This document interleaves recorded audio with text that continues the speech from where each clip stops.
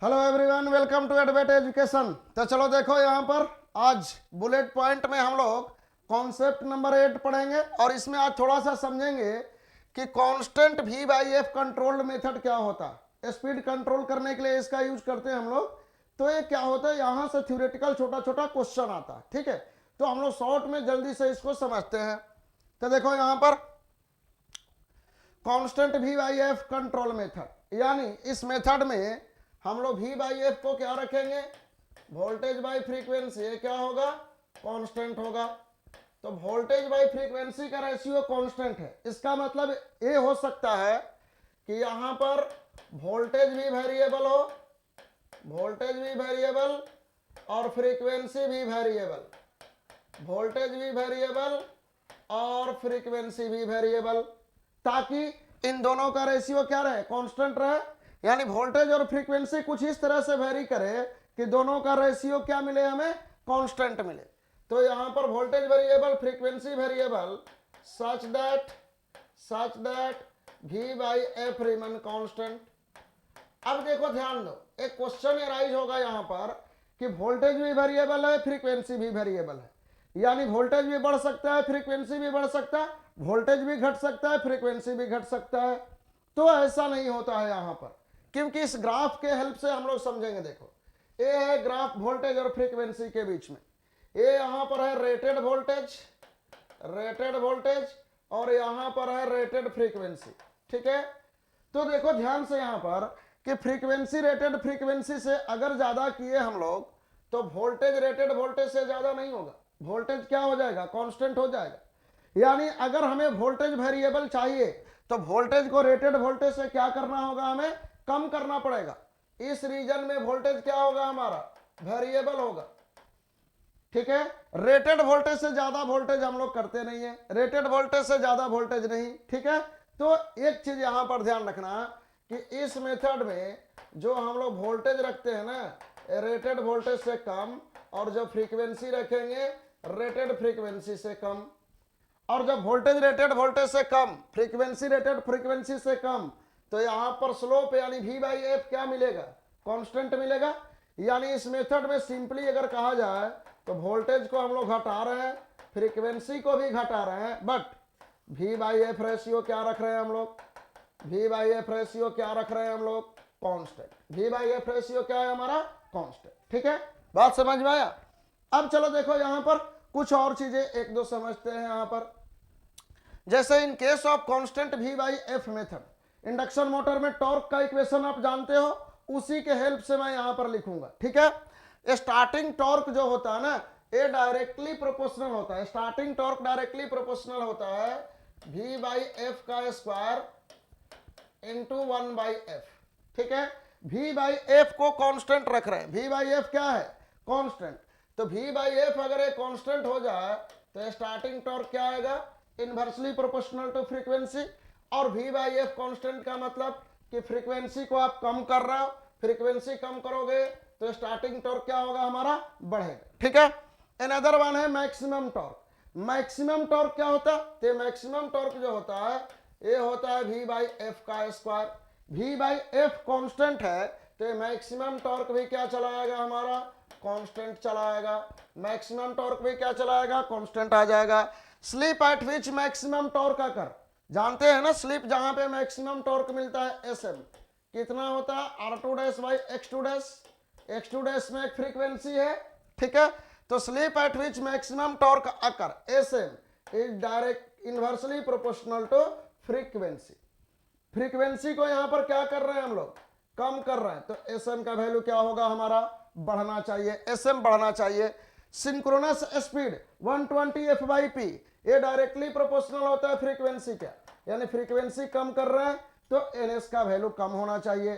Stator current directly proportional to V by F.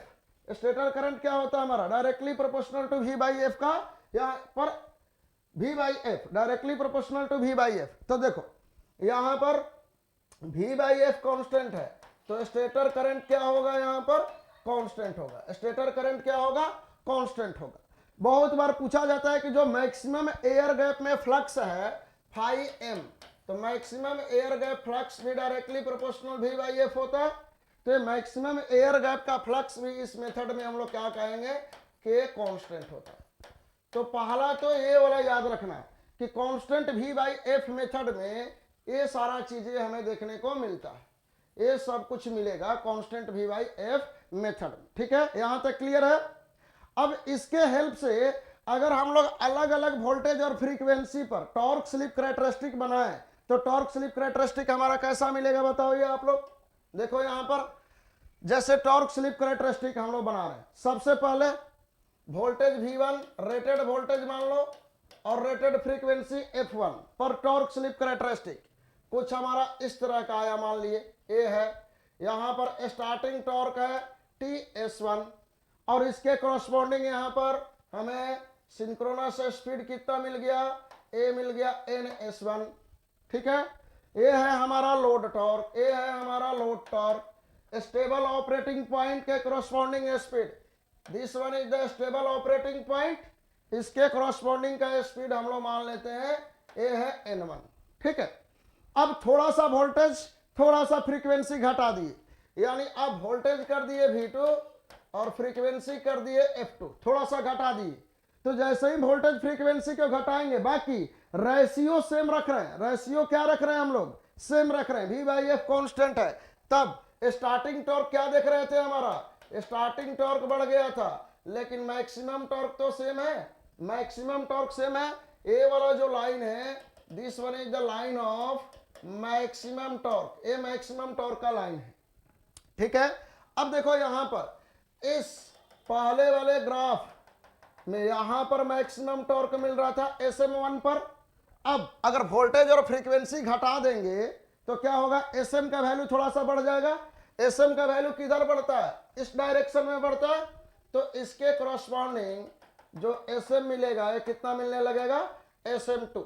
Maximum torque वही है। NS का value बताइए, NS क्या हो जाएगा, सिंक्रोनस स्पीड पहले से कम हो जाएगा क्योंकि वोल्टेज और फ्रीक्वेंसी कम हो गया। तो ये यहां पर आया NS2, क्या आया यहां पर NS2। अब यहां पर इसके कॉरस्पॉन्डिंग स्टेबल ऑपरेटिंग पॉइंट के कॉरस्पॉन्डिंग यहां पर स्पीड मिलने लगा N2। अब थोड़ा सा और वोल्टेज और फ्रीक्वेंसी घटा दो, थोड़ा और वोल्टेज और फ्रीक्वेंसी घटा दिया जाए, जैसे वोल्टेज V3 फ्रीक्वेंसी F3 कर दी, बट रेशियो कांस्टेंट है, तो स्टार्टिंग टॉर्क इंक्रीज होके किसके इक्वल हो सकता है, मैक्सिमम टॉर्क के इक्वल हो सकता है। तब हमें जो स्लिप मिलेगा कॉरस्पॉन्डिंग टू मैक्सिमम टॉर्क कहीं यहां पर बढ़ के 1 हो जाएगा इस पॉइंट पर। ठीक है, अब इसके कॉरस्पॉन्डिंग स्पीड सिंक्रोनस स्पीड और कम हो गया, कितना हो गया, NS3 हो गया। ठीक है, यहां पर स्टेबल ऑपरेटिंग पॉइंट कितना मिला हमें, स्टेबल ऑपरेटिंग पॉइंट के कॉरस्पॉन्डिंग स्पीड N3। तो क्या देखने को मिल रहा है कि अगर V बाई एफ कॉन्स्टेंट है, यहां पर देख लो ऐसे लिख सकते हो आप कि V3 का वैल्यू कम है V2 से और V2 का वैल्यू कम है V1 से, F3 का वैल्यू कम है F2 से और ये कम है F1 से, बट रेशियो कांस्टेंट है, यानी V1 बाई F1 किसके इक्वल है, V2 बाई F2 के is equal to V3 by F3 के। ठीक है, तो यहां पर V by F constant method में हम लोग क्या देख रहे हैं कि V बाई एफ जब कांस्टेंट है, जब V बाई एफ कांस्टेंट है तब हमें क्या मिलेगा, तब हमें मिलेगा स्पीड में क्या मिलेगा कि स्पीड यहां पर NR जो रोटर का स्पीड है वो घट रहा है, रोटर का स्पीड क्या हो रहा है, डिक्रीज। देखो पहले स्टेबल ऑपरेटिंग स्पीड N1 से कम हो गया, N2 से क्या हो गया, N3। ठीक है, यानी स्पीड हमारा कम हो रहा। एक और इंपॉर्टेंट पॉइंट यहां पर याद रखना है कि ए वाला जो गैप है, देखो अगर मैं दिखाऊं आप लोगों को यहां से कैसे दिखाया जाए, रुको मैं सोच रहा हूं। देखो जैसे ए वाला गैप, देखो ए वाला गैप केवल देखा जाए, इस वाले गैप को देखो आप लोग, थोड़ा मैं कलर चेंज करके दिखा रहा हूं। देखो ए वाला गैप यहां पर दिख रहा है, क्या है गैप है यहां, ए वाला गैप। ठीक है, फिर ए वाला गैप देखो, ए वाला गैप, ए वाला गैप, एक गैप, फिर ए वाला गैप देखा जाए, ए वाला गैप, तो एक गैप हमारा सेम आता है, गैप सेम होगा, एक गैप क्या मिलेगा हमें, सेम मिलेगा। यानी कहने का मतलब क्या है, कहने का मतलब ये है कि यहां पर ऐसा समझेंगे कि NS1 माइनस N1 किसके इक्वल है, NS2 minus N2 equal to NS3 minus N3। तो V by F constant method में NS minus NR, N1 N2 N3 क्या है, रोटर का स्पीड है, यानी V by F constant method में NS माइनस NR जो होता है ये होता है हमारा कांस्टेंट, ये क्या मिलता है हमें, कांस्टेंट। ठीक है, इतना पॉइंट याद रखेंगे, इतना पॉइंट से बहुत सारा क्वेश्चन सॉल्व हो जाता है V by F constant method में। आई थिंक कि आप लोगों को ये समझ में आया होगा। ठीक है, चलो देखो यहां पर एक क्वेश्चन यहां से देख लेते हैं, एक क्वेश्चन लास्ट में यहां पर देखो एक क्वेश्चन है, ए वाला क्वेश्चन, इस क्वेश्चन का आंसर बताइए क्या होगा। क्या कह रहा, ए 3 phase induction motor driving a constant torque load at rated voltage and frequency. ये बहुत वोल्टेज एंड फ्रीक्वेंसी को हाफ कर दिया गया है, वोल्टेज और फ्रीक्वेंसी अगर दोनों हाफ हो जाए और कीपिंग द वी वोल्टेज और फ्रीक्वेंसी दोनों को हाफ करोगे तो V बाई एफ रेशियो क्या रहेगा, कांस्टेंट रहेगा। तो यहां पर क्या क्या सेम होगा, तो पहला ये जानते हैं कि V बाई एफ कांस्टेंट में, इन case of V by F constant method में जो डिफरेंस होता है synchronous speed and actual speed का, उस डिफरेंस सेम होता है, जानते हैं ना हम लोग कि NS माइनस NR ये क्या होगा, सेम होगा, कांस्टेंट। तो पहला पॉइंट तो ये वाला सही है।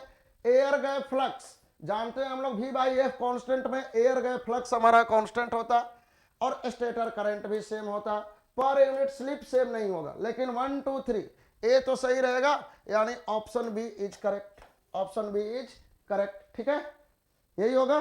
तो चलो ओके, थैंक यू आप लोगों को।